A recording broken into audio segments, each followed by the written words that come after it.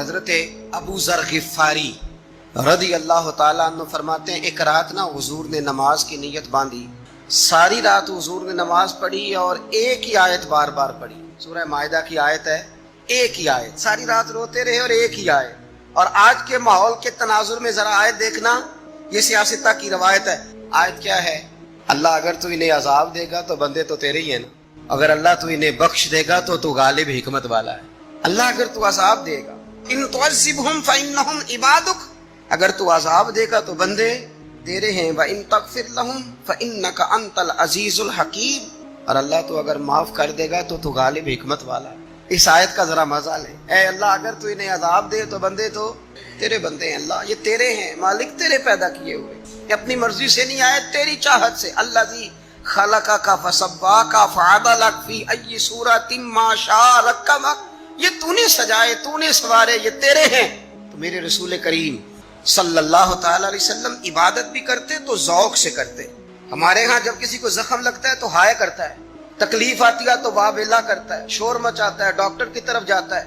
21 رمضان المبارک شیر خدا مولا مرتضیٰ حضرت علی رضی اللہ تعالیٰ عنہ عبد الرحمن ابن ملجم نے جب خنجر مارا تو داڑھی مبارک ساری لہو سے بھر گئی، اور شیر خدا جب زمین پہ گر رہے تھے تو کسی کو مدد کے لیے نہیں پکار رہے تھے، کسی کو کہہ نہیں رہے تھے مجھے پکڑنا، حکیم طبیب نہیں پتہ لفظ کیا تھے، فزت برب الکعبہ، اور مجھے کعبے کے رب کی قسم علی آج کامیاب ہو گیا، علی آج جان پاوے نہ جان میرے محبوبہ، میں تے لگیاں توڑ نبھیساں، راہ تیرے وچ رول کے مرساں، تے تیرے کتیاں دے قدم چمیساں، تے سجنا جان امانت تیری، تو جدو منگ سیں میں پیش کرے سا، اے جان امانت تیری، جدو منگ سیں میں پیش، اسی وقت وہ یہ حاضر ہے تیری۔ جو زندگی بے مقصد نہ گزارو یار، بالخصوص میری نوجوانوں سے گزارش ہے، یہ کوئی بات نہیں ہے کہ بے معنی بے مقصد محمل۔ آپ یقین کریں جتنے ہم نے تبصرے کیے اتنی ہم مدد کرتے تو کئی لوگوں کی مدد ہو جاتی، کئی لوگوں کی مدد ہو جاتی، کئی لوگوں کی۔ اسلامی عقائد میں سے نا ایک بنیادی عقیدہ آخرت ہے۔ جن چیزوں پر انسان ساری زندگی اعمال کرتا ہے وہ چیزیں ہوتی ہیں جو اس کے عقیدے میں شامل ہوتی ہیں۔ عقیدہ جس طرح کا ہوتا ہے اسی طرح کا انسان عمل کرتا ہے، جو اس کی سوچیں ہوتی ہیں، جو افکار ہوتے ہیں، اسی طرح اپنے شب و روز گزارتا ہے۔ جن لوگوں کا عقیدہ آخرت مضبوط ہوتا ہے نا کہ ہم نے اللہ کی بارگاہ میں کھڑے ہونا ہے، ہم نے اس کی بارگاہ میں جا کے اپنے اعمال کا حساب دینا ہے، عقیدہ آخرت مضبوط ہو تو لازمی طور پر اعمال سنور جاتے ہیں۔ انسان جواب دہی کے تصور کے ساتھ اپنے معاملات زندگی کو بار بار صحیح کرنے کی کوشش کرتا ہے۔ عقیدہ آخرت اسلامی عقائد میں بنیادی فکر کا عقیدہ ہے، اساس ہے عقائد کی۔ اگر کسی شخص کا یہ خیال ہو جائے کہ میں بس یہی زندگی ہے، کھا لو پی لو موج کرو، تو ظاہر ہے وہ فنا کا نام جب رکھ لے گا زندگی کو اور وہ دوبارہ اٹھنے کا قائل ہی نہیں ہوگا تو وہ تو کسی قانون کا پابند ہی نہیں رہے گا، وہ تو کسی چیز کی پابندی نہیں کرے گا، کسی چیز سے پرہیز نہیں کرے گا، من چاہی زندگی گزارے گا۔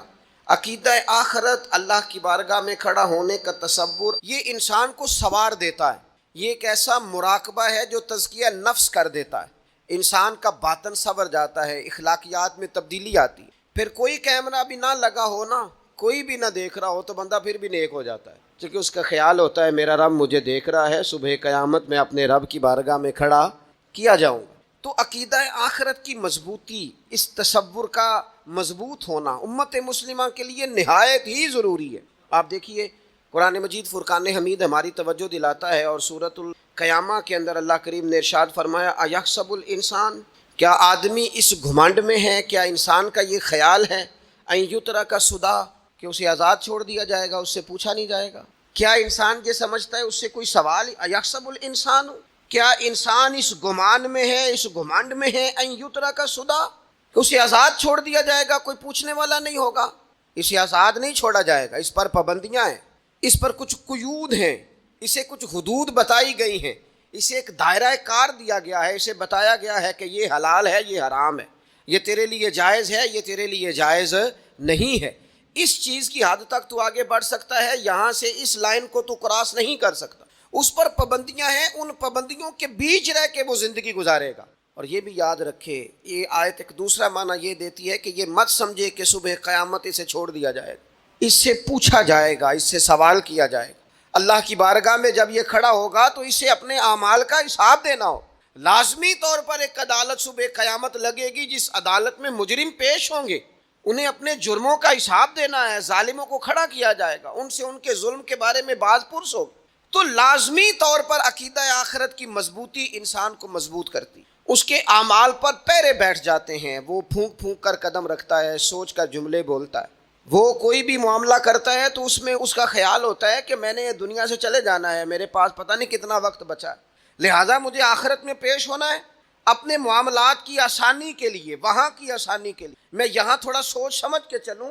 رب فرماتا ہے تجھے ایسے ہی آزاد نہیں چھوڑا جائے گا، آزاد پنچھیوں جیسی زندگی نہ گزار، صبح قیامت کے معاملات کو پیش نظر رکھ، اس پر غور کر۔ یہ تصور گھر کے باہر بھی پورا مضبوط ہونا چاہیے اور گھر کے اندر بھی پورا مضبوط ہونا چاہیے۔ انسان اپنے مالک سے ڈرے اور قیامت کے دن اس کی بارگاہ میں حاضری کا یقین رکھے، اور وہ یاد رکھے کہ یہاں جو کچھ وہ دیکھے نا، بچوں کو استاد پڑھاتا ہے، محنت کراتا ہے، اگر بچے نہیں پڑھتے تو ڈانٹتا بھی ہے، سمجھاتا بھی ہے، قائل بھی کرتا ہے، اور جب وہ آخری بات کرتا ہے تو پھر وہ پتہ کیا کہتا ہے، چلو ٹھیک ہے اگر نہ پڑھو گے تو امتحان تو آنا ہی ہے نا، رزلٹ تو آنا ہے، پیپر میں بیٹھو گے نہیں آئے گا، فیل ہو جاؤ گے۔ یہ لاسٹ پر یہ بات ضرور ہوتی ہے، اور یہ امتحان دینے کا تصور اور امتحانی سینٹر میں جانے کا خیال طالب علم کو مجبور کرتا ہے کہ میں اسباق تیار کروں، میں بار بار اس پر غور کروں، میں کتاب کو سمجھوں، میں اس کو حل کروں چیزوں کو، تاکہ جب میں مرکز میں جاؤں پرچہ دینے کے لیے امتحانی سینٹر میں تو پھر مجھے پریشانی کوئی نہ ہو۔ بس سمجھانے کے لیے بات عرض ہے کہ یہاں لوگوں کو بتایا جاتا ہے، قائل کیا جاتا ہے، یہ حلال ہے، یہ حرام ہے، یہ تیرے لیے ٹھیک نہیں ہے، یہ تیری حدود ہیں، یہ تیرے قیود ہیں، یہ تیرا دائرہ کار ہے۔ لیکن اگر پھر بھی کوئی بندہ باز نہ آئے، پھر بھی کوئی شخص باز نہ آئے، تو پھر اس کو کہا جائے گا صبح قیامت اللہ خود حساب لے لے گا، پھر تجھے مالک اپنے سامنے کھڑا کرے گا، ثم لتسألن یومئذ عن النعیم، پھر وہ تجھ سے ایک ایک نعمت کے بارے میں سوال کر لے گا، پھر تجھے جواب دینا ہوگا۔ تو اس تصور کو اپنی زندگی میں لاگو کریں کہ ہم نے مرنا ہے، اللہ کی بارگاہ میں جان، اس تصور کو پوری طور پر طاری کریں اپنے ذہنوں میں۔ یہ جو رسمی سی بات ہے نا، پتہ نہیں کب چلے جانا ہے، جو جانے والے ہوتے ہیں ان کی کوئی تیاری بھی ہوتی ہے، جن کو پتہ ہوتا ہے نا وہ رمضان المبارک میں نا کئی دفعہ ایسا ہوتا ہے کہ ٹکٹیں نہیں مل رہی ہوتی ہیں اور عمرے کے ویزے لگ چکے ہوتے ہیں، تو ایجنٹ کہہ دیتے ہیں جانے والوں کو کہ تیاری رکھنا، کسی وقت بھی میرا فون آ جائے گا۔ تو لوگوں نے بیگ باندھ لیے ہوتے ہیں، سامان تیار کر لیا ہوتا ہے، سارے انتظامات کر کے رکھے، کیوں کہ پتہ نہیں کس وقت بلاوا آ جائے گا۔ تو روز کہتا ہے پتہ نہیں اللہ کی جانب سے کس وقت بلاوا آ جائے گا۔ پھر اپنی تیاری بھی تو یار کچھ بتانا، میں بھی بتاؤں، آپ بھی بتائیں۔ پھر ہم اپنے آپ سے یہ بھی تو سوال کریں نا کہ جہاں اچانک جانا پڑے اس کے لیے تیاری ہوتی ہے، ہماری تیاری کیا ہے؟ اگر اچانک جانے پڑے اس کی بارگاہ میں کیا تیاری؟ روز دیکھ رہے ہیں نا، کچھ لوگ روڈ پہ چڑھے تھے پہنچ نہیں سکے، ہاسپٹل گئے تھے پہنچ نہیں سکے، کچھ لوگ کسی فیلڈ میں کام کر رہے تھے، ڈگری نہیں مل سکی، جا ہی نہیں سکے، وقت آ گیا۔ تو اگر وہ ٹائم آ جاتا ہے اس کی بارگاہ میں حاضر ہونا پڑ جاتا ہے، تیاری کیا ہے؟ نبی پاک علیہ الصلوۃ والسلام گھر کے اندر اپنے گھر والوں کی تربیت کے لیے اور تعلیم امت کے لیے ایک دعا مانگتے تھے۔ حضرت عائشہ صدیقہ کہتی ہیں حضور دعا مانگتے تھے، مشکات میں موجود ہے۔ کیا دعا تھی؟ اللہم حاسبنی حسابا یسیرا، اے اللہ ذرا حساب آسان کر کے لینا۔ یہ حضور تعلیم امت کے لیے دعا مانگتے، اللہ حساب ذرا آسان کر کے لیجیے، مالک کرم فرمانا۔ تو حضرت عائشہ صدیقہ رضی اللہ تعالیٰ عنہ ارشاد فرماتی ہے، میں نے عرض کیا یا رسول اللہ صلی اللہ تعالیٰ علیہ وسلم یہ آسان حساب کا کیا مطلب ہے؟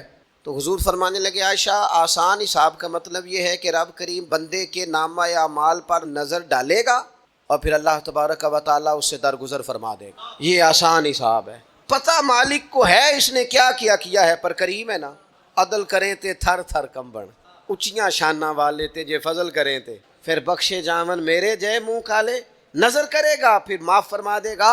اور حضور فرماتے عائشہ یاد رکھو جس سے اس نے حساب لیا وہ پھر بڑی مشکل میں آ جائے، اس کے لیے مشکل ہو۔ اللہم حاسبنی حسابا یسیرا، اے اللہ تو حساب ذرا آسان کر کے لینا، ذرا آسان کر کے۔ یہ تعلیم امت کے لیے کہ امت کے دل میں خیال پیدا ہو کہ حساب دینا ہے، تو نے حساب دینا ہے، تو نے اپنے مال کا حساب دینا ہے، تو نے اپنے لفظوں کا حساب دینا ہے، تو نے معاملات کا حساب دینا ہے، تو جس کرسی پہ بیٹھا ہے تو کلرک ہے یا صدر ہے، تو نے اپنی اس نشست کا حساب دینا. تو استاد ہے یا پیر طریقت ہے، تو مؤذن ہے یا خطیب ہے، تو جو بھی ہے تو نے حساب دینا ہے. تجھے تیرے منصب کے بارے میں پوچھا جائے گا، تجھے تیرے عہدے کے بارے میں پوچھا جائے گا، تجھے اپنی ذمہ داریوں کے بارے میں حساب دینا. اللہ کی بارگاہ میں تمہیں جا کے بتانا ہے کہ تم نے کیا اعمال کی. اس تصور کو پکا کریں اپنی. یہ تصور کتنا کو پکا ہونا چاہیے، دنیا کیا ہے اور آخرت کیا ہے. ہمارے ہاں لوگوں نے بہت بڑا لمبا چوڑا دنیا کا تصور بنا لیا. کار جہاں دراز ہے، لمبا تصور، دنیا داری کے لیے لمبی منصوبہ بندی، دور دور تک. میں نے یہ کرنا ہے، پھر میں نے یہ کرنا ہے، پھر اس کے بعد انشاءاللہ یہ کر دینا. یہ تو آپ نے 300 سال کی پلاننگ بتا دی ہے. یہ تو 300 سال کی پلاننگ بتائی. کیا بتائیں تجھے اے باپ، کیا کار ہائے نمایاں کر گئے. BA کیا، نوکر ہوئے، پینشن ملی، پھر مر گئے. زندگی تو اتنی سی ہے. اتنی لمبی منصوبہ بندی، اس میں آخرت کہاں ہے؟ اس میں اگر کسی مقام پر رب کی بارگاہ میں حاضر ہونا ہے تو وہ کہاں ہے؟ جو مرنے والے لوگ ہوتے ہیں ان کا تو جینا کچھ اور طرح کا ہوتا ہے. جن کو جانا ہوتا ہے ان کا رہنا تو کچھ اور طرح کا ہوتا ہے. جن کو کسی جگہ منتقل ہونا ہوتا ہے، جو عارضی مکانوں میں رہتے ہیں، ان کا رہن سہن تو ذرا اور طرح کا ہوتا ہے. لیکن جو ہمارا انداز ہے، جو ہمارا رہن سہن ہے، جو ہمارا طریقہ کار ہے، وہ تو مستقل رہنے کا ہے. وہ تو لگتا ہے کہ کبھی چھوڑنے والے نہیں ہیں. اس میں تو کوئی ایسی چیز نظر نہیں آتی کہ جس میں ہم محسوس کریں کہ ہم نے چھوڑ کے جانا ہے.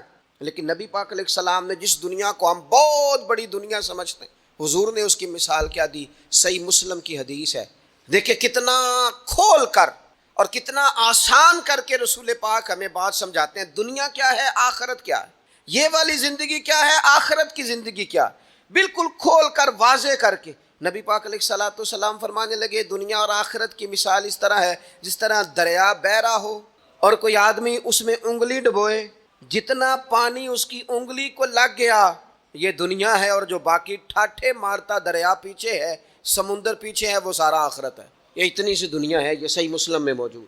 اتنی سی دنیا کے لیے اتنے پاپڑ بیلنا، اتنی سی دنیا کے لیے اتنے ظلم کرنا، اتنی سی دنیا کے لیے اتنے حق ضائع کرنا، اتنی سی دنیا کے لیے اتنے لوگوں کے دل توڑنا، اتنے حقوق پہ ڈھاکہ ڈالنا، اتنا جبر کرنا، لوگوں کا مال کھانا، لوگوں کو تکلیف دینا، عزتیں اچھالنا، اتنی سی دنیا کے لیے. حضور فرمانے لگے اتنی سی ہے یہ دنیا، جتنا انگلی کو پانی لگ گیا ہے وہ جنت. جو نری جنت نہیں، خدا کا فضل ہے، جو اللہ کی عطا ہے اپنے بندوں کے لیے. میرے کریم فرمانے لگے اس جنت میں وہ نعمتیں ہیں نہ کسی آنکھ نے دیکھی، نہ کسی کان نے سنی، نہ تمہارے دل پر کبھی خیال ہی گزرا ہوگا کہ ہمارا رب ہمیں یہ عطا فرمانے والا ہے. تھوڑا سا نا 24 گھنٹوں میں کچھ ٹائم اپنی آخرت کے، اپنے سارے معاملات کو مرتب کرتے ہوئے کچھ زندگی کے کام اپنی آخرت کے لیے. آپ یقین کریں بچوں سے لے کر بڑوں تک، ان پڑھ سے لے کر پڑھے لکھے تک، ہم نے جس کو اپنے مزاج کے مطابق کم فہم سمجھا اس سے لے کر دانشور تک دوڑ لگ گئی دنیا جمع کرنے. وہ ایک سوچ حضرت سلطان باہو رحمۃ اللہ علیہ فرمانے لگے ہزاروں لوگ ان کی خدمت میں آیا کرتے تھے تو کہتے ہیں رب دا طالب کوئی نہیں ملیا، تے جو ملے ہے طالب زردہ ہو. یہ تو دعا کرانے آئے ہیں کہ میرا کاروبار نہیں چلتا، یہ تو دعا کرانے آئے ہیں کہ جناب وہ میرا جو ہے وہ فلانا کیس سلجھ گیا. رب دا طالب کوئی نہ ملے. کوئی ایسا تو آتا جو کہتا میری اس سے ملاقات کرا دے، کوئی طریقہ بتائیں مالک معرفت کیسے دیتا ہے.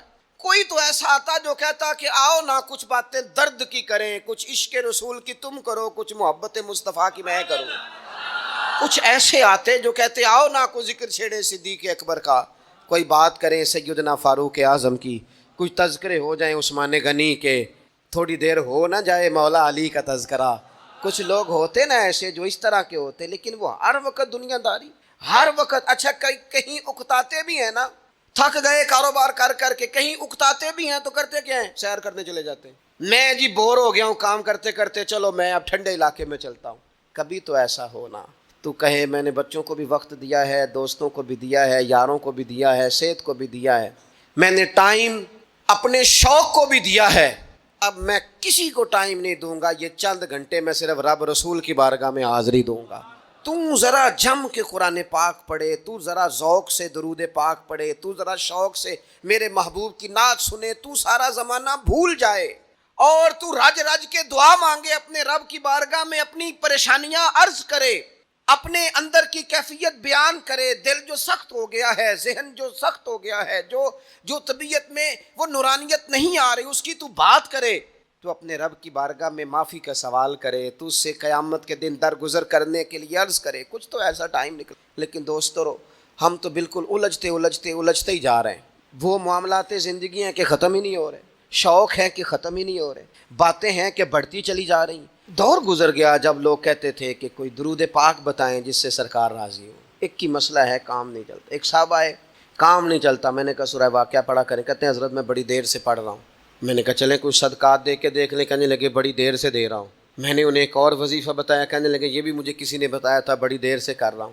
تو میں نے انہیں کہا پھر میری ایک ناقص رائے یہ ہے کہ سارا کچھ کرنے کے بعد اگر ابھی تک پھر بھی آپ سمجھ رہے ہیں نا آپ کی مرضی کے مطابق آپ پر دروازے نہیں کھل رہے، پھر آپ صبر کریں. جو میرا رب چاہتا ہو اس پہ راضی رہ کے دیکھیں.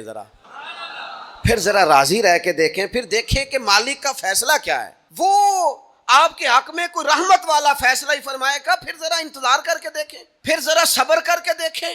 پھر وہ کہتا وبشر الصابرین، محبوب یہ جنہوں نے صبر کیا ہے انہیں میری رحمت کی خوشخبری سنا دو. پھر وہ کہتا ہے باقیوں کے پاس مال ہوگا، دولت ہوگی، اقتدار ہوگا، بڑا کچھ ہوگا، ان اللہ مع الصابرین، صبر کرنے والوں کے ساتھ رب کریم ہوگا. پھر ذرا ٹھہر ہی جائیں، پھر تھوڑا حوصلہ ہی کر لیں، پھر اس کے فیصلے کا ذرا انتظار کر کے دیکھیں. ہم نا من چاہیے زندگی کے پیچھے پریشان ہیں اپنی آخرت کے. اور آخرت کرتی کیا ہے؟ جب آپ کا آخرت پر یقین پکا ہو جاتا ہے نا، پھر لازمی طور پر انسان کے اعمال سنورتے ہیں. آپ یقین کریں سنورتے ہیں، 100% سنورتے ہیں. آپ آخرت پر جتنا یقین، حضرت عمر کا آخرت پر یقین پکا تھا نا، دنیا میں مکان ہی کوئی نہیں بنایا، پکا تھا.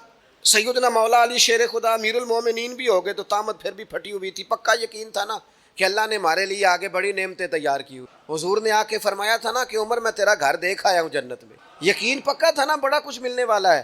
تو جن لوگوں کا پکا ہونا کہ میرا دیس میں گھر ہے، وہ پردیس میں بلڈنگیں نہیں بنایا کرتے. ان کو پتا تھا کہ ہمارے دیس میں گھر بنے ہوئے، لہٰذا یہاں وہ کسی پریشانی کا شکار. اور دوسرا، جب بندے کا آخرت پر یقین پکا ہو جاتا ہے نا، ایک بات آپ نے ضرور ذہن میں رکھنی ہے. ہمارے محدثین نے لکھا ہے جس بندے کا صرف دنیا داری میں جینے کا مزاج ہو جاتا ہے نا، وہ بزدل ہو جاتا ہے. اور جس کا خیال ہوتا ہے نا زندگی عارضی ہے، صبح قیامت دوبارہ اٹھوں گا، وہ بندہ بہادر ہو جاتا ہے. جس کا خیال ہے نا یہی کچھ ہے، کھا لو پی لو بس، یہ زندگی ختم ہو گئی تو ختم ہو گئی، مر گئے تو مر گئے، ختم ہو گئے، فنا ہو گئے. ان لوگوں کا مزاج بزدلانہ ہو جاتا ہے، جرت مند نہیں رہتے. اور جن کا یہ خیال ہوتا ہے نا مرنے کے بعد بھی اٹھنا ہے، ایک نئی زندگی اللہ عطا کرے گا، وہ لوگ پھر موت سے گھبراتے نہیں، انہیں مرنے سے ڈر نہیں لگتا. پھر موت کا لفظ کوئی بندہ سنا کہ انہیں بلیک میل نہیں کر سکتا. وہ بندے طاقتور ہو جاتے، باہمت ہو جاتے. حضرت جابر بن عبداللہ فرماتے ہیں، بخاری میں حدیث ہے، فرماتے ہیں ایک احد والے دن نا ایک صحابی کھجور کھا رہے تھے. تو کھجور کھاتے کھاتے انہوں نے نبی پاک صلی اللہ تعالیٰ علیہ وسلم کی خدمت میں عرض کی، حضور اگر میں آج شہید ہو جاؤں تو کہاں جاؤں گا؟ تو محبوب فرمانے لگے میرا رب اپنے فضل سے تجھے جنت عطا کرے گا. حضرت جابر بن عبداللہ رضی اللہ تعالیٰ عنہ فرماتے ہیں اس بندے نے کیا کیا، اس نے نا کھجور جتنی کھا لی تھی کھا لی، باقی نکال دی منہ سے. تلوار لی، میدان میں گئے، شہید ہو گئے. سبق ہمیں کیا دیا؟ کہنے لگے جب مرتے ہی اللہ تعالیٰ جنت عطا کرے گا، پھر کھجور کھاتے کھاتے رہنے والی دیر بھی کیوں کرنی ہے؟ پھر چھوڑو، جنت میں جا کے اللہ کے دیے ہوئے انعام کھائیں گے. کھجور کھانے کی بھی دیر برداشت نہیں کی. یہ آخرت کا اجر، آخرت میں رب کی بارگاہ میں کھڑے ہونے کا تصور بندے کو طاقتور کر دیتا. وہ بزدل. اقبال کیا کہتے ہیں؟ اقبال کہتے ہیں موت کو سمجھے ہیں غافل اختتام زندگی، یہ ہے شام زندگی، پھر صبح دوام زندگی. اور حضرت بلے شاہ بھی بول پڑے، وہ کہنے لگے عرش فرشتے بانگا ملیاں مکے پہ گیا شور، بلے شاہ آسان نہیں مرنا، یہ تے مر گیا ہی کوئی اور، یہ تو کسی. اور پھر ایک اور درویش بولے، وہ کہنے لگے وارث شاہ او کدو مردے، وارث شاہ او کدو مردے جنہ کیتیاں نیک کمائیاں نے. وہ تو اللہ کی بارگاہ میں انعام پاتے ہیں. ایک پل ہے موت، اس پل سے گزرتے ہیں، پھر رب کا فضل انہیں ملتا ہے. میں کئی دفعہ کہہ چکا ہوں، پھر کہتا ہوں، یہ جب بہت ٹینشن بن گئی نا، ڈپریشن بہت بڑھ گیا، کووڈ-19 کے دن تھے کرونا کے، تو مجھے ایک سرکاری ادارے میں بلایا گیا جہاں اس عملے کو میں نے گفتگو کرنی تھی، اس عملے سے جو مریضوں کو دیکھ رہا تھا. کہنے لگے مجھے وہاں کے جو ہیڈ تھے، کہنے لگے پیر صاحب بڑا ڈپریشن بڑا ہے، لوگ ڈر رہے ہیں. وقتی طور پہ خوف بھی بڑا تھا. تو میں نے ایک صاحب سے وہاں کہا کہ اتنا خوف کس بات کا؟ کہنے لگے جی مجھے تو زیادہ ہجوم آ جائے تو میرا سانس نہیں نکلتا، تو قبر میں تو کھڑکی کوئی نہیں، تو تصور سوچ سوچ کے میں ڈرتا ہوں۔ تو میں نے کہا ڈاکٹر صاحب، ماں کے پیٹ میں جو رب آکسیجن دیتا ہے وہ قبر میں بھی دے گا۔ تو انہوں نے آپ کی طرح سبحان اللہ نہیں کی، کیونکہ وہ ڈاکٹر صاحب تھے نا، سیانے بندے کو سمجھانا بھی کافی سیانے بندے کا کام ہے، وہ زیادہ سیانے تھے۔ دیکھیں نا، سوتے کو جگانا تو کام ہے، اور اگر جاگتے کو جگانا پڑ جائے تو بہت مشکل کام ہوتا ہے۔ وہ ڈاکٹر صاحب تھے، وہ کہنے لگے جی حضرت صاحب، وہ تو ماں سانس لیتی ہے تو وہ بچے کو جاتا ہے، وہ آکسیجن ماں کے سانس کی بنیاد پہ ملتی ہے، تو قبر میں وہ کیسے ہوگا؟ میں نے کہا ٹھیک ہے ڈاکٹر صاحب، آپ کی یہ دلیل بھی مان لیتے ہیں، وہ جو انڈے سے بچہ نکلتا ہے وہ چاروں جانب کوئی سوراخ ہوتا ہے؟ ڈاکٹر صاحب نے قلم چھوڑ دیا، رکھ دیا۔ میں نے کہا چلو یہ بھی بتاؤ، زندہ ہی نکلتا ہے؟ کہنے لگے بالکل۔ تو میں نے کہا سونا بھی نکلتا ہے؟ کہنے لگے بڑا ہی پیارا ہوتا ہے۔ میں نے کہا انشاءاللہ جب ہم قبروں سے نکلیں گے، مصطفیٰ کا صدقہ، یوم نحشر المتقین الی الرحمن وفدا، رب کہتا ہے تم جب نکلو گے نا قبروں سے، متقی مومن جب نکلیں گے تو رب کی بارگاہ میں مہمان بنا کر پیش کیے جائیں گے۔ اے رب دے پرونے ہون گے قیامت میں، وہ مہمان بنا کر پیش کیے جائیں گے اللہ کی بارگاہ، مہمان بنا کر۔ دوستو، قبر صرف دوزخ کا گڑھا نہیں ہے، دوزخ کا گڑھا بھی، لیکن اس کے لیے جس نے دنیا میں رہ کے صرف دنیا کٹھی کی، آخرت کے لیے جمع کچھ نہیں کیا، اور جس نے یہاں رہ کے وہاں کے لیے کوشش کی، صبح سے شام تک ڈرا کہیں میرا رب ناراض نہ ہو جائے، کہیں حضور کی بتائی ہوئی حدیں معاذ اللہ مجھ سے کراس نہ ہو جائے۔ جس نے محتاج زندگی گزاری، اس کی قبر گڑھا نہیں، کھڈا نہیں، بلکہ حضور فرماتے ہیں روضۃ من ریاض الجنہ، اس کی قبر تو باغ ہے، باغ۔ ایک منٹ کے لیے صرف سوچنا، بندہ فوت اور سیدھا اسے باغ میں چھوڑا ہے کوئی، باغ ہے قبر، باغ، اور باغ بھی معمولی نہیں، معمولی کیاری نہیں، روضۃ من ریاض الجنہ، جنت کے باغوں میں سے باغ۔ اور باغ اتنا سونا ہے جس میں آنکھ کھلے گی تو پہلی زیارت ہی مدینے والے رسول کی نصیب ہوگی۔ تو خوف آتا ہے وہاں جاتے ہوئے۔ پہلے بھی میں نے کہا تھا، پھر کہتا ہوں، مرحوم آسی نے کہا تھا آج پھولے نہ سمائیں گے کفن میں آسی، او قبر کی رات ہے ان سے ملاقات کی رات، آج تو ملاقات۔ تو یہ جو عقیدہ آخرت ہے یہ انسان کو بزدل نہیں کرتا، بہادر کر دیتا ہے۔ جو لوگ عقیدہ آخرت نہیں رکھتے بزدل ہو جاتے ہیں، اور لازمی طور پر بزدل ہو جاتے ہیں۔ اسی طرح یہ جو عقیدہ آخرت ہے یہ صبر و تحمل پیدا کرتا ہے انسانی زندگی میں، ٹھہراؤ پیدا کرتا ہے۔ انسان محسوس کرتا ہے کہ کل دنیا یہ نہیں، آگے بھی اللہ بڑا کچھ عطا فرمائے۔ اس کے مزاج کے اندر تحمل، بردباری، سکون رہتا ہے۔ یعنی نہیں بھی اگر کسی مظلوم کو انصاف مل سکا دنیا میں تو وہ پھر بھی بے صبرا نہیں ہوتا، وہ ٹھہراؤ کا شکار ہے۔ اسے پتہ ہے قیامت کے دن بھی ایک عدالت لگے گی، اللہ کی بارگاہ میں جانا ہے۔ نبی پاک علیہ الصلوۃ والسلام نے فرمایا اگر سینگوں والی بکری نے بغیر سینگوں والی بکری کو تکلیف دی ہوگی تو قیامت کے دن اسے بھی بدلہ دینا پڑے گا۔ تو یہ تحمل پیدا کرتا ہے، انسان کو ایک حوصلہ ہوتا ہے کہ ساری عدالتیں یہاں نہیں، قیامت میں بھی لگنی۔ جب انسان عقیدہ آخرت رکھتا ہے نا تو پھر اس کے لیے نا رب کے رستے میں خیرات کرنا بڑا آسان ہو جاتا ہے۔ پھر نہ وہ محسوس کرتا ہے کہ میں نے سارا کچھ یہاں کے لیے جمع نہیں کرنا، کچھ میں نے وہاں کے لیے بھی جمع کرنا۔ وہ پھر اپنی آخرت کے لیے کچھ نہ ایک بینک آخرت کا بھی بنا لیتا ہے، اس میں بھی کچھ نہ کچھ جمع کراتا رہتا ہے۔ اسے پتہ ہوتا ہے کہ میں نے اللہ کی بارگاہ میں حاضر ہونا ہے، وہاں کی بھی کچھ نہ کچھ تیاری۔ نبی پاک صلی اللہ تعالیٰ علیہ وسلم نے بکرا بھیجا گھر میں ذبح کرنے کے لیے، تو سرکار تشریف لائے سر شام، تو فرمایا کیا بنا؟ عرض کی یا رسول اللہ صلی اللہ تعالیٰ علیہ وسلم سارا بانٹ دیا ہے، محلے داروں میں، رشتہ داروں میں، غریبوں میں سارا بانٹ دیا، بکرے کی ایک دستی صرف بچی ہے، آپ کے لیے رکھی ہے۔ تو حضور نے توجہ کیا دلائی، محبوب نے کس طرف رخ کیا؟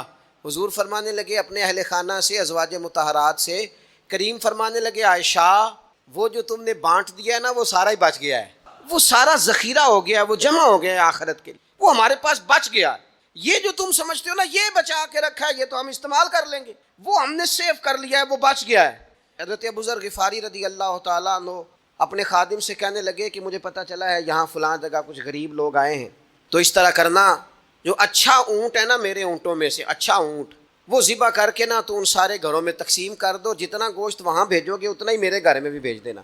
آپ کا وہ خادم کہتا ہے میں نے اپنی سمجھ کے مطابق اچھا اونٹ ذبح کر کے گوشت بنا کے میں نے بانٹا، اور میں نے اس طرح کیا کہ وہ حضرت ابو ذر غفاری کے گھر بھی اتنا ہی گوشت بھیجا جتنا تمام غربا کے یہاں میں نے بانٹا تھا۔ شام کو جناب ابو ذر غفاری اپنے اونٹوں کے باڑے میں آئے جہاں باندھا کرتے تھے اپنی حویلی میں، تو آ کے دیکھا کہ وہ سرخ بہترین اونٹ جو سب سے بہترین تھا وہ تو کھڑا ہے۔ آپ اپنے خادم سے کہنے لگے میں نے تمہیں کہا تھا جو سب سے اچھا ہے اس کو ذبح کرنا. تو وہ کہنے لگا حضور وہ باقیوں میں سے سب سے اچھا تھا، اس سے ہی تھوڑا سا کمزور تھا، اور یہ تو آپ کی سواری کے لیے، یہ تو آپ کے کام آتا ہے، اس پہ تو آپ سفر کرتے ہیں، اس لیے میں نے اسے چھوڑ دیا، اور اس کے بعد جو سب سے اچھا تھا وہ میں نے ذبح کر دیا. تو حضرت ابو ذر غفاری فرمانے لگے تو شاید سمجھا نہیں، میں اسے بھی سواری کے لیے رکھنا چاہتا تھا، پر اپنی آخرت کی سواری کے لیے. میرا دل تھا وہ جو آخرت میں سفر کرنا ہے نا، دشوار گزار گھاٹیاں ہیں، ان گھاٹیوں کے لیے وہ اونٹ میرے کام آ جائے گا، لہذا میں نے تجھے کہا تھا جو سب سے بہتر ہو وہ دے دینا، تاکہ ذرا میری آخرت کی سواری بن جائے، تاکہ میں ذخیرہ کر لوں. بڑا دیا بال بچوں کو، بڑا دیا بہن بھائیوں کو، بڑا دیا دوست احباب کو، بڑے قرضے دیے ادھر ادھر، لیکن ساری زندگی دیے. ایک موقع پر صرف آپ نے کسی کو انکار کیا نہ، ایک موقع پر، تو وہ پچھلے جو 99 دفعہ آپ نے دیا ہوتا ہے وہ اس کا بھی منکر ہو جاتا ہے. وہ کہتا ہے تو نے کبھی کام ہی نہیں آیا، وہ تو نے تو میری امید ہی توڑ دی. وہ سارے شکوے، ساری زندگی کہاں خرچ کر دی بلا، کس مقام پر. اور یہاں حال یہ ہے کہ حضور فرماتے ہیں جب تو صدقہ دیتا ہے تو رب اسے اپنے دستے قدرت میں لیتا ہے، اور اس طرح تمہارے صدقے کو پالتا ہے جس طرح تم اپنے گھر میں بچھڑا نہیں پالتے. اس طرح صبح قیامت تمہیں وہ نتیجے کے طور پر پلا ہوا صدقہ ملے گا. ہم اپنی آخرت کو چونکہ اس لیول پر یقین نہیں لاتے الا ماشاءاللہ، لہٰذا اس کی تیاری کے لیے ذخیرہ نہیں کرتے. اپنی آخرت کی تیاری کے لیے ذخیرہ کریں اور کوشش کریں کہ اور یہ عقیدہ اپنی اولادوں میں، اپنے متعلقین میں، اپنے احباب میں اس کو راسخ کریں. کوئی نہ کوئی بات عقیدہ آخرت کی، قیامت کی، ضرور اس کا تذکرہ کریں. ان باتوں کو اپنی زندگی کا حصہ بنائیں. اگر عقیدہ آخرت نہ ہو تو دنیا کی ساری چیزیں ویسے ہی لوگوں کو عجیب لگنے لگ جائیں. اگر کوئی قیامت ہی قائم نہ ہو تو مظلوم رہ گیا، ظالم نے تو پھر ظلم ہی کمایا، وہ تو پھر دندناتا پھرے گا. تو رب کہتا ہے ایحسب الانسان ان یترک سدی، کیا انسان سمجھتا ہے کہ اسے یوں ہی چھوڑ دیا جائے گا، کوئی اسے آزاد ہی چھوڑ دیا جائے گا، کچھ پوچھا ہی نہیں جائے گا؟ صبح قیامت سوال ہوں گے، رب کی بارگاہ میں حاضری ہوگی، اللہ کے حضور سوالات کے جواب دینے ہوں گے. لہٰذا اپنی زندگی کے اعمال کو مرتب کرتے وقت، کوئی بھی کام کرتے وقت ایک تصور ضرور ذہن میں رکھیں کہ مجھے صبح قیامت اس کا حساب دینا ہے. یہ جو جواب دہی کا تصور ہوتا ہے یہ انسان پر پہرے دار ہوتا ہے، یہ اس کو مضبوط کرتا ہے، اس کی عقیدے کی بنیادیں اس کے عمل کو طاقتور کر دیتی ہیں. لہٰذا عقیدہ آخرت اپنے بچوں میں، آنے والی نسلوں میں، آپ دیکھیں حضور نے یہ عقیدہ آخرت مضبوط کر دیا تھا نا، تو پھر سیدہ فاطمہ الزہرا نے کچے مکان میں ساری زندگی گزار دی. پھر محبوب پاک نے دیکھا کہ وہ اونٹ کے بالوں کی بنی ہوئی چادر اوڑھ کے چکی پیس رہی ہیں، تو محبوب نے یہ نہیں فرمایا کہ اللہ آسانی کر دے گا، اچھا وقت آ جائے گا تو فکر نہ کرنا، یہ مشکل نہ. محبوب کریم نے فرمایا فاطمہ دنیا میں تھوڑی مشقت برداشت کرو، اللہ آخرت کی ساری سعادتیں آپ کو یہ عطا فرمائے گا. گویا کریم نے فرمایا آپ کو یوں ہی زندگی گزارنی ہے، یہی طرز رکھنی ہے، اسی طرح ہی آپ کو وقت گزارنا ہے. جو آرام کا وقت ہے وہ اللہ تعالیٰ جنت میں عطا کرے گا. عقیدہ آخرت کی مضبوطی. تھوڑا سا ہمارے ایک بڑے قریبی دوست تھے، بڑا میرا ان سے پیار تھا، 34.5 سال عمر، خود ہارٹ اسپیشلسٹ ڈاکٹر، لیکن یہ پچھلے ہفتے وہ مریضوں کو چیک کر کے نیچے آ کے دفتر میں بیٹھے. ایک تو لوگ کہتے ہیں نا اسپتال پہنچ جاتا تو شاید بچ جاتا، تو ہاسپٹل کے اندر ہی تھے، اور ابھی چڑھتی جوانی، 34-35 سال عمر. لیکن کمال یہ تھا کہ میرے جیسے کئی لوگوں نے بھی آنسو اس لیے بہائے کہ اتنی چڑھتی جوانی میں، اتنے خوبصورت ماحول کے اندر بھی انہوں نے مزاج خیر خواہی کا بنایا ہوا تھا. ہر شخص سے حسن کلام اور رب رسول کی طرف اپنا لگاؤ، نماز کی پابندی. جب بھی حال پوچھنا تو کہتے تھے اللہ اور اس کے رسول کا فضل ہے. تو اپنی زندگی میں جن لوگوں کا تصور آخرت مضبوط ہو جاتا ہے وہ کئی دفعہ جلدی بھی سمٹ کر چلے جائیں تو ان کے حق میں رحمت والے فیصلے ہوتے ہیں. اللہ تعالی ہمیں سمجھنے کی توفیق عطا کرے.